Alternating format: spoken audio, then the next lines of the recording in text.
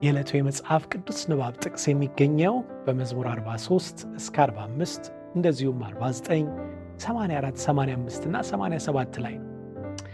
ሌላውን ሁሉ መስዋዕት አድርገን ልናገኘው የምንመርጠው በሕይወታችን ከምንም በላይ ዋጋ የምንሰጠው ምን ይሆን? ዳዊት በልጅነቱ ከእረኝነት ሜዳ ላነሳውና በመንገዱ ሁሉ ለተጠነቀቀለት አምላክ በሕይወቱ ከፍ ያለ ቦታ በመስጠት እንዲህ ይለዋል፣ በሌላ ስፍራ 1000 ቀን ከመኖር በአደባባይ አንዲት ቀን መዋል ይሻለኛል ይላል መዝሙር 84 ቁጥር 1።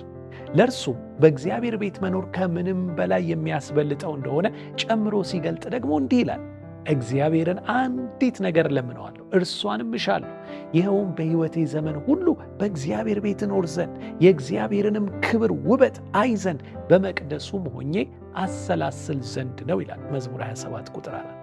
በእርግጥም በእግዚአብሔር መገኘት ውስጥ እውነተኛ ፍቅር፣ ደስታ፣ ሰላምና እርካታ አለ። በክንፎቹ ጥላ ስር አስተማማኝ ጥበቃ እናገኛለን። በእጆቹ ይመራናል፣ በክንዶቹ ይደግፈናል፣ በትከሻው ይሸከመናል። መቼም ቢሆን የማይጥለን ፈጽሞ የማይረሳን ሩሩህ አባት። በእርግጥም ከምንም ነገር አስበልጠን እርሱን ብንመርጠው የሚያንስበት እንጂ የሚበዛበት አይሆንም። ይህንንም ማድረግ ደግሞ ለእኛ ትልቅ በረከት ነው።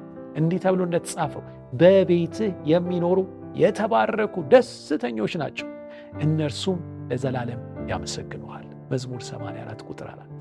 እንግዲያውስ እንዲህ ብለን እንጸልይ። አባት ሆይ እኛም የሁል ጊዜ ምርጫችን አንተን የዘላለም መኖሪያችን ማድረግ ይሁንልን። አሜን።